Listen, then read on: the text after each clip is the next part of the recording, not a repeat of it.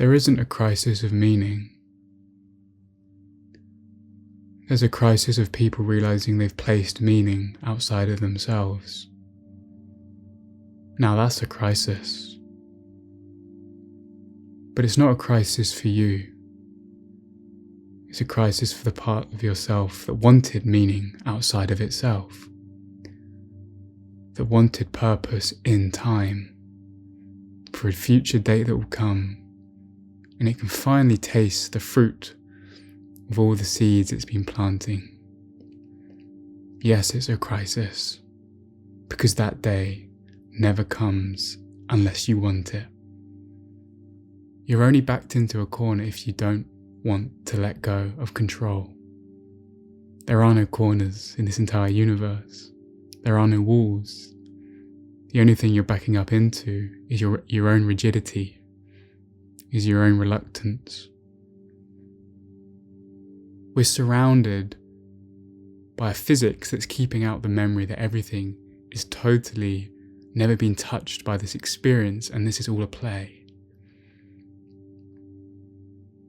So what you're getting backed into a corner is realizing this is your chance to be embodied in an incarnation is only asking you to enjoy yourself, to give up the productivity culture of getting somewhere within your enlightenment, within your healing journeys, even the need to be extraordinary.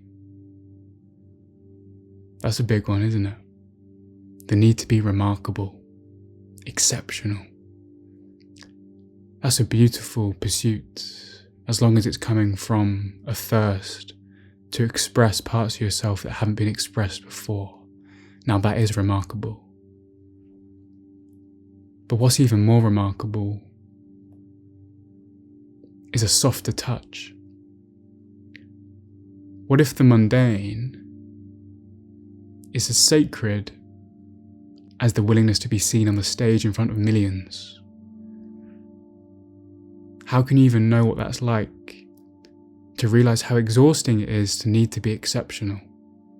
Whether it's in art, teaching, becoming an author, a guru, in your workplace, even your relationships. Jealousy is usually a reluctance to allow someone else to be exactly who they are because you think it takes away from you. Nothing takes away from you. What's it like to live in such trust of that? No sense of lack. Releasing the need to be exceptional opens up the magic that allows a deeper brilliance to shine through you. How much of a paradox is that? You let go of the need to be remarkable and suddenly the remarkable flows through you. Not from you, but using you as a channel. The riverbed doesn't have to take credit for the stream that runs through. It simply gets out of the way and lets the gifts be delivered. So who are you when the gifts are flowing through you? Who's giving and who's receiving? Is it not from an aspect of who you are to an aspect of who you are? Is it not just God with its two hands passing a gift between itself? Yes, on one hand, to the other. But on another hand, it's an aspect of yourself that you thought was outside of yourself, receiving the part of you that you currently say is you. The unknown, as I always say, is never really outside of yourself. It's the part of you you're yet to claim.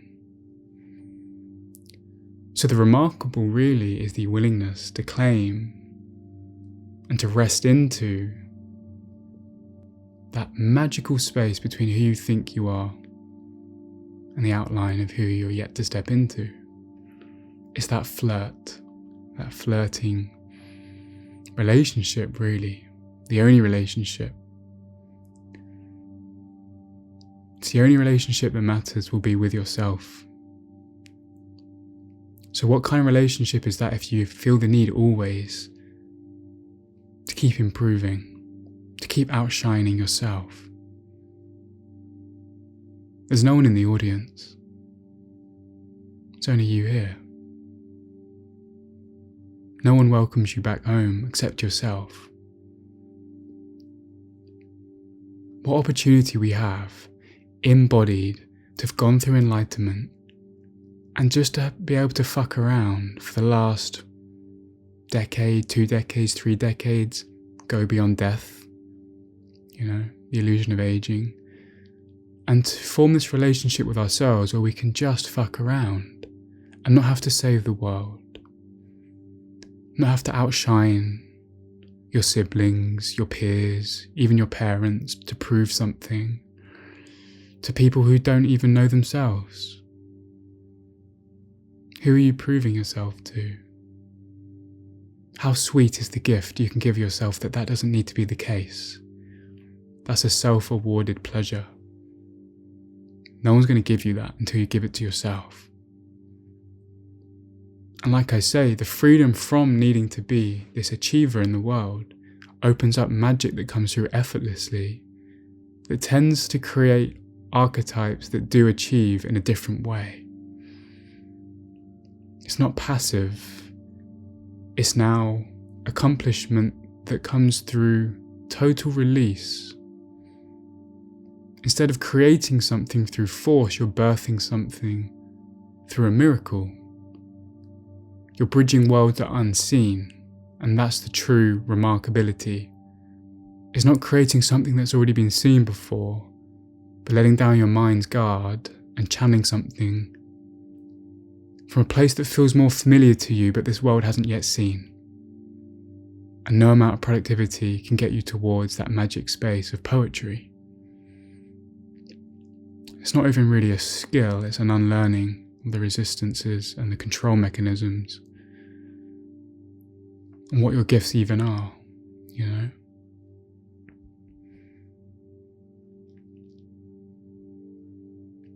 This entire creation is just a massive flirt between aspects of yourself. So who are you proving yourself to if you're the only one here?